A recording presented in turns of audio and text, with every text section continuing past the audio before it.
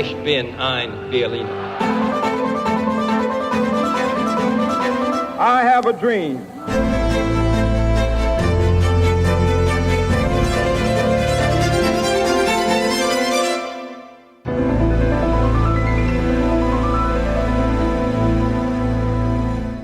Olá, bem-vindos a mais um episódio da História Repete, com Henrique Monteiro. Olá, Henrique. Olá, Lourenço. E comigo, Lourenço Pereira Coutinho. Hoje vamos falar sobre o Iluminismo, a corrente filosófica e política que, embora tenha surgido ainda no século XVII, cresceu e desenvolveu-se no século XVIII, também por isso chamado século das luzes. O termo não designa uma corrente de pensamento uniforme, mas qualifica aqueles que procuraram explicar e resolver questões científicas, políticas, filosóficas e sociais com base na razão, usada com liberdade e despida de barreiras dogmáticas. Esta abordagem racional, de que nomes como Descartes, Spinoza ou Newton foram precursores, desenvolveu-se inicialmente nas ciências naturais e exatas. A rejeição de explicações não comprováveis e a descoberta de novas técnicas e instrumentos, como o microscópio, permitiram estruturar um novo método baseado na observação e experimentação. Tal lançou as bases da ciência moderna. No campo das ciências humanas, o uso da razão serviu de base à defesa do livre-arbítrio e da rejeição da ideia da intervenção divina na dinâmica dos sistemas políticos e sociais. Como acontece com todas as correntes do pensamento, a abordagem e conclusões dos nomes grandes do Iluminismo não foi uniforme.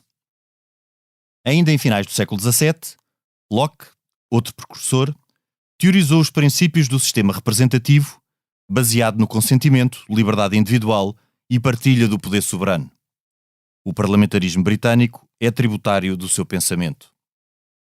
Tal abordagem também inspirou Montesquieu, que a adotou à realidade francesa, acrescentando à observação dos sistemas seus contemporâneos o estudo da história política, sobretudo da Grécia e Roma clássicas. Por seu lado, Voltaire, talvez o principal expoente do Iluminismo, encarou as relações e sistemas humanos com pragmatismo. Exemplo, considerou que a religião seria necessária para manter a ordem e paz social, mas rejeitou que a soberania pudesse basear-se e ser justificada pela vontade divina.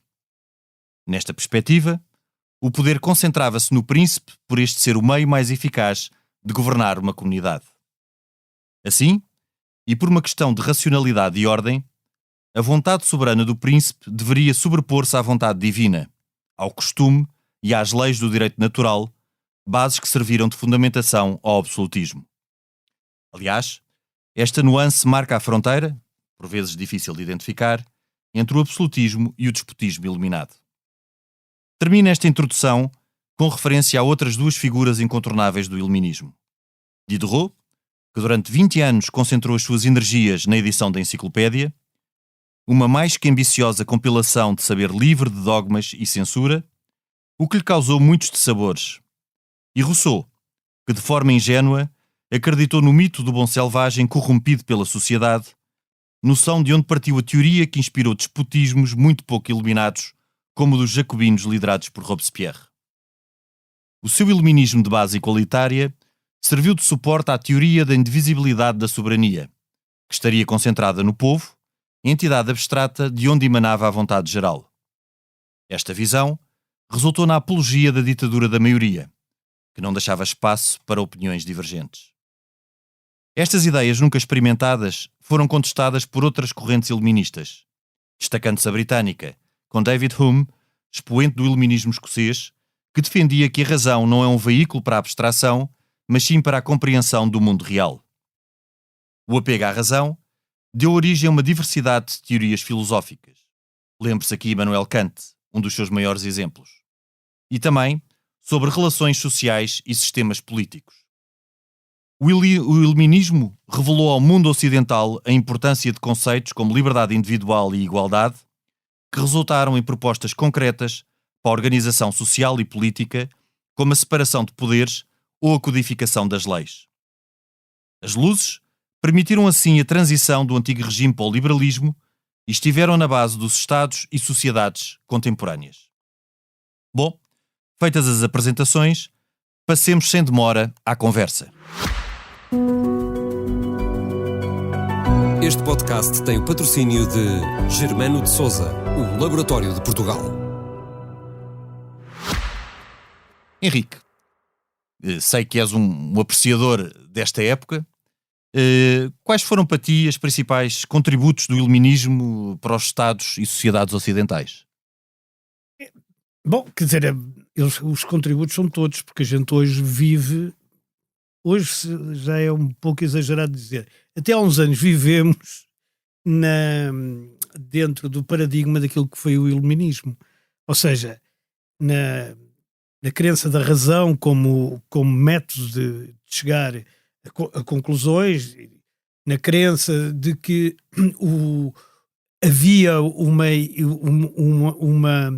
organização geral do universo, independente depois de se acreditar em Deus ou não acreditar em Deus, que contribuía para essa razão e para a superação das paixões através da razão, na crença de que o cidadão era mais importante que o súbdito e, portanto, o cidadão era por excelência o indivíduo, não é? Como diz o Immanuel Kant, o indivíduo autónomo dotado de razão, que era isso que ele dizia, a quem se aplicava todas as teses do próprio Kant.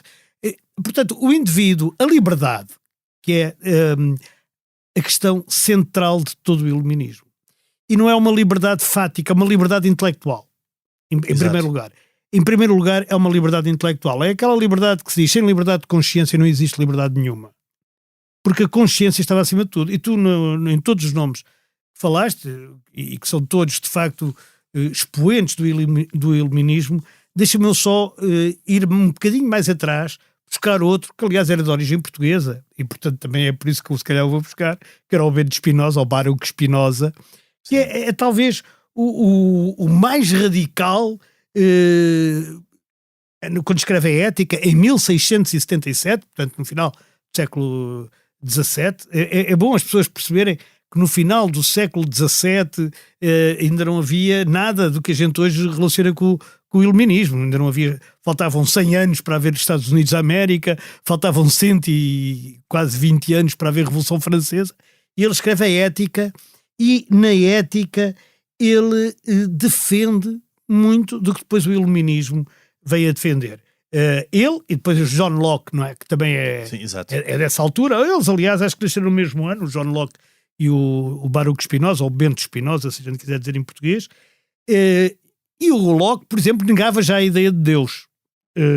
E achava que o destino dos homens era moldado pela sociedade para o bem e para o mal.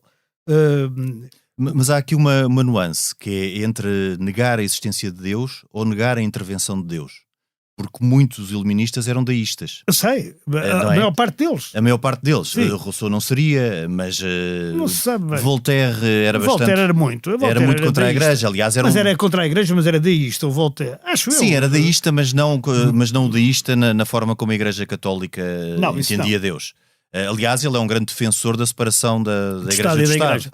Mas atenção que há muitas pessoas, até mesmo da Igreja, que defendem a separação do Estado e da Igreja. Sim, mas na altura era absolutamente... Exato, na altura era inimaginável para a hierarquia normal religiosa. Mas hoje a hierarquia normal religiosa considera que foi uma coisa fantástica ter separado o Estado da Igreja. Porque, como tu sabes também muito bem, muitas das maldades do Estado eram feitas em nome da Igreja e em nome de Deus, e a Igreja depois ficava com o ónus de se explicar. O exemplo talvez maior disso tenha sido a Inquisição em Portugal, que foi imposta pelo Estado, apesar da vontade do Papa, que era contra a introdução da Inquisição. E o Marquês de Pombal, então, pura e simplesmente nacionalizou a Inquisição para a tornar um instrumento ao serviço do Estado. Mas também é interessante, não só porque existem vários tipos de iluminismo, alguns até com ideias que podem ser contraditórias. Por exemplo, um Locke com Montesquieu pouco tem a ver depois com o que é... Nos Estados Unidos, eu escrevi isso esta semana, escrevi no Expresso, aqui há umas semanas, para dizer mais concretamente, a diferença entre Jefferson e Adams, que eram os dois iluministas. Exato. E que eram, portanto, opostos do ponto de vista político. Todos podemos usar a razão e chegar a conclusões diferentes, não é? A partir de uma mesma premissa. Os verdadeiros democratas, não o Rousseau, tinha a ideia de vontade geral, não é? A vontade geral do Rousseau é uma espécie de tirania, desde logo, não é? É uma tirania mesmo. Sim, é uma espécie. Sim, é uma tirania. É uma tirania. Uma tirania. A ditadura da maioria é uma tirania. Mas, por exemplo, o Montesquieu, que é outro dos grandes iluministas, não é?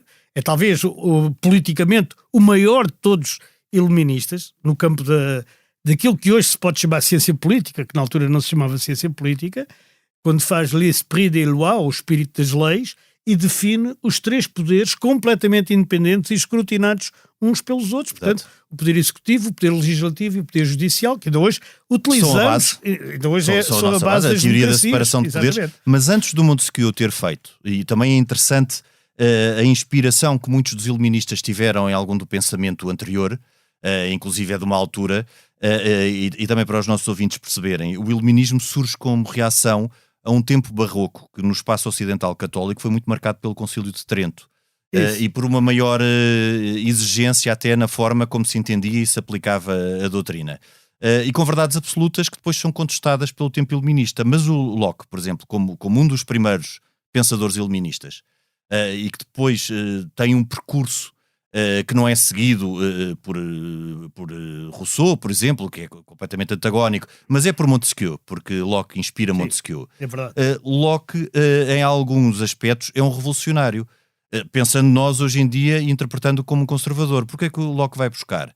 Vai buscar muito do que foi a teoria calvinista, até dos holandeses, da legitimidade de uma revolta contra da legitimidade da revolta de um povo contra um príncipe tirano. Foi o que os holandeses fizeram contra Filipe II. O direito à indignação. O direito à indignação. Exato. E que depois fazem exatamente o mesmo. E aí já no espaço inglês.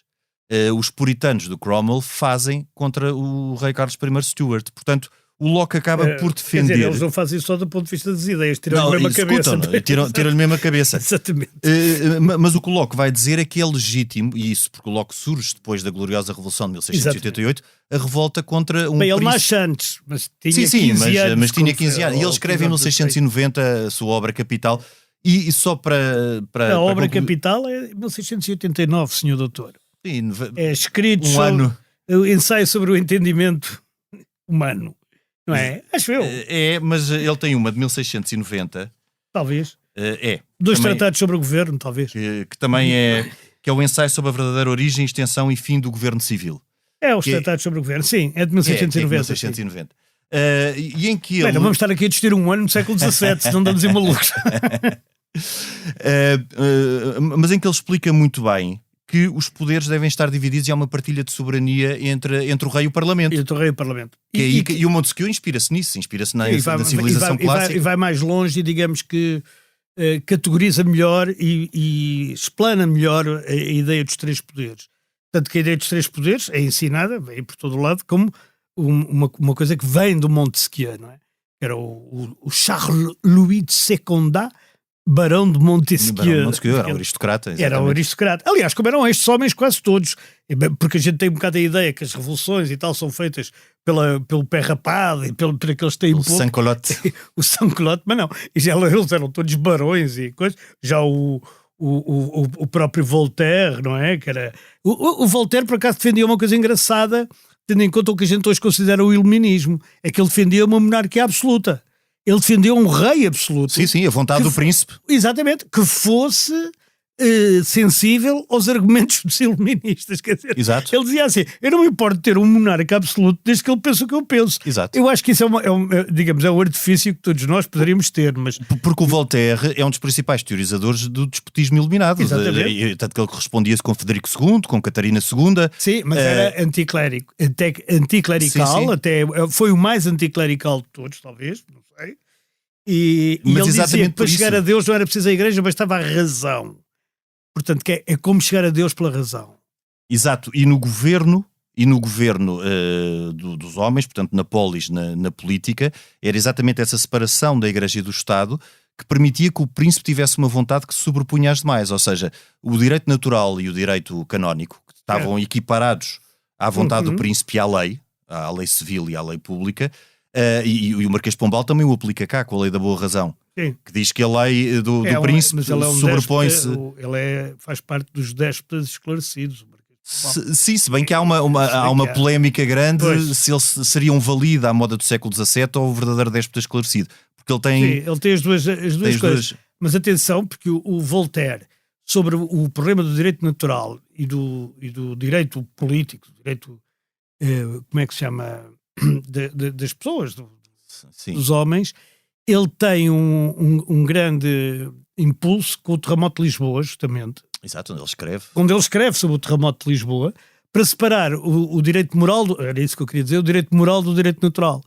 E ele então aí separa completamente o mal moral do mal natural, queria eu dizer, não é o direito, é o mal moral do mal natural. E ele diz, o mal natural existe independentemente da vontade dos homens. O mal moral depende sempre da vontade dos homens e do tal príncipe e no Cândido, ele explica isso muito bem, que é um livrinho muito pequenino. É a crítica da ingenuidade. Que eu depois vou recomendar no fio, o Cândido de Voltaire. Sim, que é uma crítica à ingenuidade. Não, porque além disso como é que é dizer, é humorístico. E que ele faz muito bem. E o Voltaire, sendo tão... ele opõe-se de tal forma ao pensamento religioso que, para a defender, ele tem a visão mais nítida da independência intelectual. Eu acho que há aqui também um outro corte, não é? O primeiro corte é em relação do cidadão em relação à sociedade, no sentido que o cidadão passa a ser um indivíduo, e depois a liberdade de consciência individual e a liberdade ser a liberdade de consciência. Aliás, o Voltaire é o grande teórico da liberdade individual. Exatamente. Depois, o Kant mais tarde também... Porque o Kant é desta linha, não é? O Kant a gente agora vai estabelecer duas linhas, que é a linha do, digamos, a linha do Montesquieu, Locke, e que depois também passa para o Kant. Para o Kant. Não, aqui menos. O Voltaire é que passa mais para o Kant. Quer dizer... Eles interpenetram-se todos. Tem, porque o Kant também acaba por defender muito a razão e o chegarmos a conclusões baseadas não só na razão, mas também na observação no mundo natural, não é? Na experiência. Sim, nesse sentido ele é empirista, o Locke também era. Montesquieu, sem dúvida, porque Montesquieu aliás, bebe muito do que foi a civilização romana e grega, não é? Para teorizar a sua separação de poderes. Embora se possa Rousseau, dizer não. que acho que o iluminista que bebia mais era o Diderot. Isso é outra história. Mas esse não era sapiência, esse não, era também. Mas o Diderot é um grande divulgador, aliás, como o d'Alembert, que fazem a enciclopédia, não é? A enciclopédia, a ideia de enciclopédia, a ideia de que é possível conhecer tudo. É desta saber época. universal. O saber universal é desta época. E o que é a enciclopédia? Como o nome indica, não é? É o livro onde está todo o conhecimento. Aliás, é engraçado estares a falar no saber universal, porque eu tenho sempre muito esta ideia, e é quase lá paliciano, também não tem nada de extraordinário, que as épocas vão se intercalando e vão sempre bebendo e inspirando-se em épocas anteriores há que antecede imediatamente. Ou seja, o iluminismo bebe muito do humanismo, e depois o período barroco e da Contra-Reforma à Idade Média. Porque esse saber universal é um saber humanista, não é? É recuperar muitas das ideias humanistas, mas aqui desnatando a intervenção divina permanente na vida do homem, na sociedade e no indivíduo. E isso Voltaire é o expoente da liberdade. E aqui é algo que também nós podemos tentar filosofar, ou pelo menos uma filosofia de café. Até que ponto é que esta liberdade é compatível não com a igualdade, mas com o igualitarismo defendido por Rousseau? Porque mas aqui... O Rousseau está fora... Quer dizer, o Rousseau iluministas... está um bocadinho fora do baralho desta gente, não é? Completamente. Porque o Rousseau defende... aliás, o Rousseau também é mais o que se diz dele do que aquilo que ele foi. Porque o Rousseau não defendeu exatamente... É um bocado como o Freud, não é? O Freud, a gente tem a ideia de achar que o Freud defendia que os nossos impulsos deviam ser... manifestados, exato. Quando ele defendeu exatamente o contrário, que deviam ser reprimidos. No Rousseau foi mais a forma como ele foi interpretado do que o que ele disse. É mais a forma como ele é interpretado, porque mesmo a teoria do bom selvagem, no Émile do Rousseau, Emílio em português, não é exatamente que é a sociedade que dá cabo dos homens e que os homens são naturalmente bons. Não é exatamente isso, embora ele tenha um bocado a tendência a dizer que os homens nascem naturalmente bons. O Kant, mais tarde, depois tem outra teoria completamente diferente. Ainda há um outro iluminista que é importante, mas em Portugal quase é desprezado, que é o Benjamin Constant, que aliás é o... Importantíssimo. É o que mais se opõe ao Kant.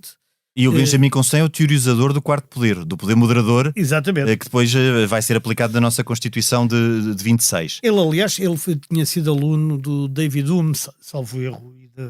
O Constant depois é muito importante na França da Restauração. Ele é muito influenciado por aquilo que se chama o iluminismo escocês. Que é o iluminismo de base empírica. Aquele de base empírica. Mas é interessante também... E depois há outro, que a gente também não pode esquecer, desculpa lá, o Adam Smith. Sem dúvida. E outro ainda, que é o nosso pai, digamos, que é o Edward Gibbon. O Adam Smith, que nós associamos sempre a teorias económicas, mas Sim, ele foi muito mais que isso. Muito mais. Aliás, à altura não havia distinção entre economia e o resto, e as ciências sociais todas. Mas voltando só aqui um pouco atrás, também as ideias do Rousseau e do Bom Selvagem opõem-se a algo que foi um fundamento do absolutismo. Sim. Foi teorizado pelo Hobbes. A ideia de que tem que existir um Estado coercivo, porque senão o ser humano, por natureza, um Estado coercivo e uma orgânica. É por natureza mau. Porque o homem é por natureza mau. O homem é o lobo do homem. Exato. É o que ele escreve no Leviatã, não é? E isso é a base do absolutismo também. Não é bem... Eu não sei se é a base do absolutismo. Da concentração do poder, não é? Porque no é fundo... uma desculpa para o absolutismo, mas não sei se o Thomas Hobbes, quando escreve aquilo, pretende que o absolutismo seja o modelo de sociedade. O que ele vem a fazer uma reflexão que eu acho que é interessante, e é interessante fazê-la hoje, sobre se a natureza do homem, na essência, é boa ou é má. Sendo que o mais prudente é dizer que é ambas. E que há uns em que ganham o mal e noutros em que ganham o bem. Por exemplo, o Papa João Paulo II, que não vem para aqui chamado, mas no sentido de iluminismo, mas dizia: o bem e o mal estão inscritos no coração do homem. Que todos os homens sabem distinguir o bem do mal. O Hobbes não tem bem essa ideia, não é? Mas o Hobbes foi importante para o absolutismo, mesmo por aquela ideia que depois é retomada com a ideia não do contrato social, que depois é retomada pelos iluministas, mas o que o Hobbes diz, depois o contrato social dos iluministas já é numa perspectiva completamente diferente daquela que foi teorizada pelo Hobbes, porque o Hobbes, ao dizer que a sociedade precisa de elementos coercivos, então a sociedade, ao ter consciência, a sociedade, o corpo, não é? A orgânica, ao ter consciência disso, percebe e entrega a um príncipe, a um rei, a um soberano, que concentra o poder, a capacidade de os governar coercivamente e de uma forma absoluta, não é? E o Rousseau diz exatamente o contrário. Isso é verdade, o Rousseau diz exatamente o contrário, mas eles aí são completamente opostos. São os opostos? Sobre se o homem é essencialmente bom ou essencialmente mau. E aliás, isso, curiosamente, a partir daí vem a distinguir justamente a direita da esquerda. Se tu pensares, porque a direita acha que o homem é essencialmente mau e a esquerda acha que o homem é essencialmente bom. E outra distinção muito importante é onde é que está o poder soberano. Exatamente. Porque o Hobbes diz que é no príncipe e o Rousseau diz que é no povo. É na vontade geral. Não é na vontade geral. Não é no povo. Geral. O povo pode ser contra a vontade geral. Não pode ser, senão vai preso. Não vai preso. Pois, é porque a vontade geral emana do povo. Porque o povo... Sim, da interpretação que se faz da vontade do povo. Isto depois tem linhas muito ternas. Tem linhas muito ternas, porque, por exemplo, tu na União Soviética podias dizer assim: o Partido Comunista da União Soviética interpreta a verdadeira vontade do povo. É o verdadeiro intérprete do povo. É a vontade geral. Ora bem, mas e a ditadura da maioria, que é perigosíssima. Quem não caiu nisso foi o Kant. Pois não. É o mais democrata de todos eles. Nem o Adam Smith, nem outros. Há muitos outros. O próprio Diderot e outros franceses e tal. E sobretudo os americanos, que a gente está a esquecer aqui muito, porque há um iluminismo americano também dos Estados Unidos, não é? Que tem a ver sobretudo com os pais fundadores. Mas o Thomas Jefferson é claramente o iluminista. Sem dúvida. O Benjamin Franklin é outro grande iluminista. O Washington é mais militar. É mais menos pensador. É mais um homem da ação. Mas o Adams é claramente um iluminista conservador. Ao contrário do Jefferson, que é um iluminista. Os Founding Fathers são todos... E todos eles. O Hancock é claramente um iluminista. Enfim, há dezenas deles. Mas, por exemplo, nos Estados Unidos é o primeiro sítio, mesmo até cronologicamente, é o primeiro sítio onde um governo de base iluminista chega ao poder, de facto, e onde a democracia se exerce verdadeiramente, no sentido em que o Jefferson e o Adams, sendo os dois polos, duas correntes, conservadora e revolucionária, por exemplo, se dão bem e se correspondem até ao fim, respeitam-se até ao fim da vida. Morrem no mesmo dia, curiosamente. Isso não sabia.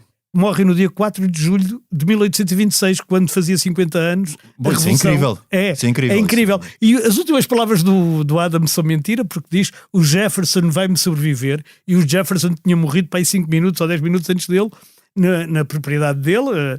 Sim, mas sem um saber Monticello, acho eu. Mas agora tu chamaste a atenção, Henrique, para algo importantíssimo, é que nós valorizamos muito o que foi o contributo da Revolução Francesa, até para a estruturação do Estado contemporâneo. Exato. Mas a própria Revolução Francesa bebeu muito do que foi a Revolução Americana. E depois há aqui, de facto, duas linhas. Trazido por um iluminista, embora militar, que era Lafayette. O Marquês de Lafayette. Depois continua um revolucionário até 1830, já velho, ainda continua. Foi até morrer. Mas depois estas duas linhas que ajudam a estruturar aquilo que foi o Estado Liberal. E o Estado Liberal depois incorpora tudo, mais ou menos tudo o que temos hoje em dia em democracia. A opinião pública, o Parlamento, a separação de poderes, a Constituição, os mídia, tudo isso é estruturado. Aliás, os próprios mídia, a imprensa tem uma influência muito grande durante o período iluminista. E depois há aqui duas correntes. Uma mais de base jacobina e daquela base que defende o poder de uma Câmara Única, que em Portugal, por exemplo, dá origem ao vintismo e todas aquelas correntes mais progressistas ou mais de esquerda. E depois toda esta linha que vem de Montesquieu, passa também pelo iluminismo escocês e depois até pela Revolução Americana, que dá origem ao liberalismo conservador, que em Portugal vai ser fundamental com a Carta Constitucional e durante todo o período da monarquia constitucional até 1910. Não há dúvida. Agora, eu acho que a questão mais essencial de todo o iluminismo é a liberdade de pensamento. A gente, por exemplo, não se pode esquecer também, estávamos a esquecer dos americanos e agora estamos a esquecer dos alemães, dando barato que já falámos de Kant, já que era falámos alemão, de Kant, que é mas Kant não é alemão, Kant é universal.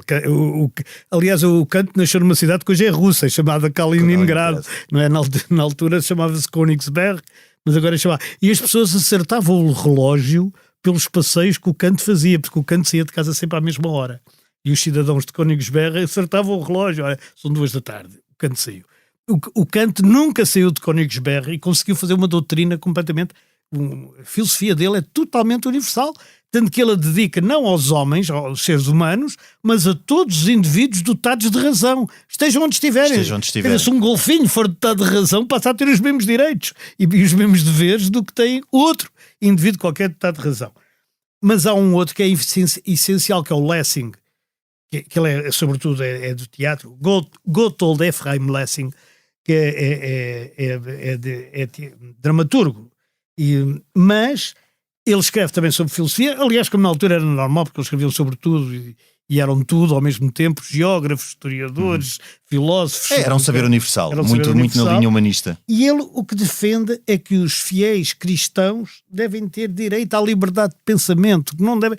E isso é muito importante, por exemplo, na Alemanha, e depois também é muito importante, passa para a França e passa para aqueles países todos ali do centro da Europa, numa altura, não te esqueças, em que isto tudo acontece e, entretanto, estão minorias religiosas a ser exportadas, entre aspas, ou deportadas, se quiseres, para os Estados Unidos, para a África do Sul, que é o caso dos hugonotes franceses.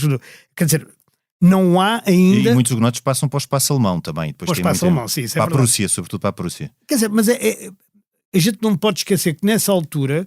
Isto, quando a gente está a falar do iluminismo, isto estava ao nível dos debates dos café filosófico, não é? Que ainda não falámos da importância das academias e dos salões. E dos cafés. E dos cafés. Exatamente. Na possibilidade de haver debate e desse debate ser estimulado sem dogmas, sem barreiras hoje dogmáticas. A gente diz discussão de café com ar depreciativo, mas a discussão de café foi importantíssima. Sim, mas é que na altura o café não custava 70 cêntimos, não é? Uma pessoa que bebia café, café sim, era claro. uma bebida exótica, portanto era só para pensadores. E também se bebia chocolate muito. E também se bebia chocolate. E fumava-se, é por isso que fumava-se tabaco. Mas isso é importante, não é? Os salões, a Madame Steil, eu não sei dizer este nome. Steil, também. Steil, não sei dizer bem este nome. É como um Stendhal, que é muito difícil de dizer, são nomes difíceis. que tinha um salão, a própria importância da Catarina e fomentar a reflexão, da Rússia, a fomentar, exatamente. Porque no tempo anterior, até no tempo pós-Concílio de Trento, a ideia é que o púlpito era o altar, ou seja, a ideia de que a homilia era que não só o padre com o seu conhecimento, como a homilia era um momento por excelência de intervenção no espaço público. No século XVIII muda completamente e passa por ser um debate estimulado pela razão e sem fronteiras de nenhum nível, não é?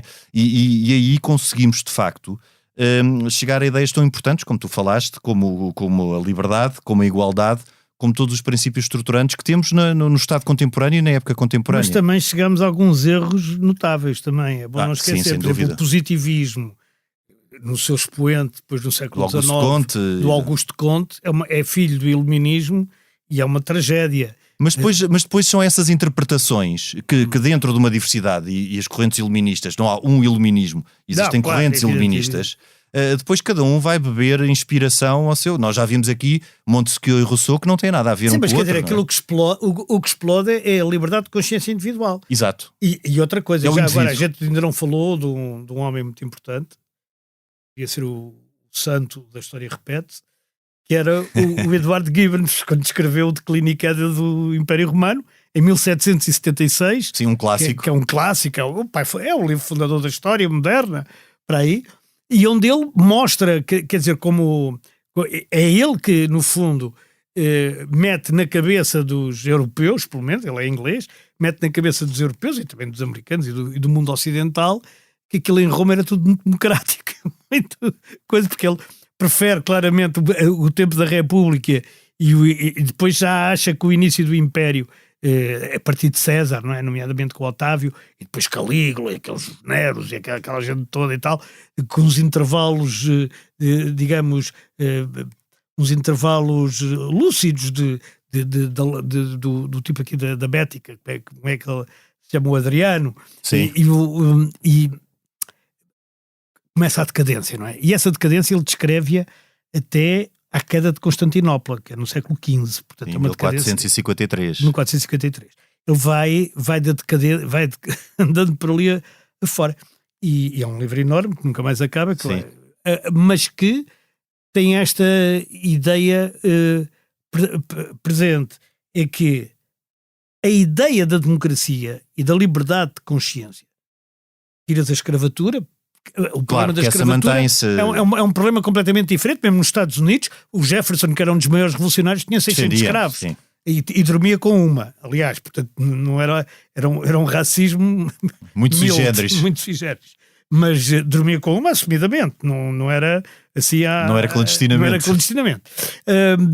Mas tirando a parte da escravatura no Império Romano, ele quer demonstrar que isto é natural. A ideia da liberdade de consciência e a ideia da liberdade individual e a ideia do cidadão como um ser dotado de razão, quer dizer, que pode arrostar contra o mundo. E com livre-arbítrio. E com livre-arbítrio. É o natural. A Idade Média e os despotismos é que foram as exceções da história. Eu faria aqui uma analogia até com astros, com aquela ideia do Rei Sol do tempo do absolutismo, em que tudo girava à sua volta. Sim. E como também nas ciências naturais descobriu exatamente o contrário, que é a Terra que gira em volta do Sol e não o Sol em volta da Terra, nós tínhamos também num tempo absolutista o Sol, o soberano e todos os súbditos a girar em torno do soberano e toda a orgânica da sociedade a girar em torno do soberano, e passamos a ter, pelo menos teoricamente, e assim deveria ser na prática, o cidadão como eixo dos sistemas sociais e políticos. Ou seja, é o cidadão dotado de razão e dotado de livre-arbítrio, de capacidade de escolha, que é o soberano e o eixo da sociedade. E essa foi, de facto, talvez dos maiores contributos do iluminismo, é pôr o cidadão no eixo. Eu tinha pensado na relação entre a teoria heliocêntrica e depois a do Copérnico com... comparado com o Rei Sol e com o contrário disso. Eu também não, pensei nisso agora. Mas é uma boa teoria, devias fazer um livro sobre isso. E contribuições de Copérnico para a democracia. Para a democracia. Exatamente. Henrique, ficamos por aqui. Tu tens um livro para nos sugerir? Eu já sugeri, que é o Emílio Nada.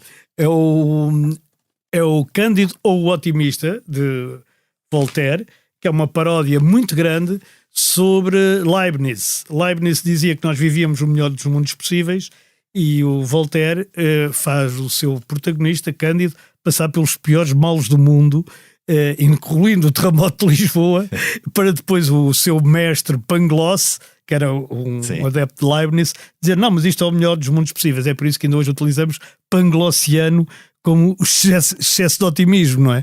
E o livro é muito interessante, porque aí vê-se a mudança de pensamento e a mudança de paradigma do pensamento europeu. Eu sugiro uma biografia do Diderot, que está traduzida em português, pela Temas e Debates. Eu li há cerca de 2 anos e achei muito interessante todas as provações e toda a epopeia que foi a edição da enciclopédia. O Diderot esteve preso, foi perseguido. É uma biografia de Andrew Curran, Diderot e a arte de pensar livremente, da Temas e Debates. Henrique, e ficamos por aqui. Este podcast teve o patrocínio dos laboratórios Germano de Sousa, os laboratórios de Portugal. A gravação e sonoplastia esteve a cargo do João Luís Amorim. Nós voltamos na próxima semana, noutro tempo e noutro espaço.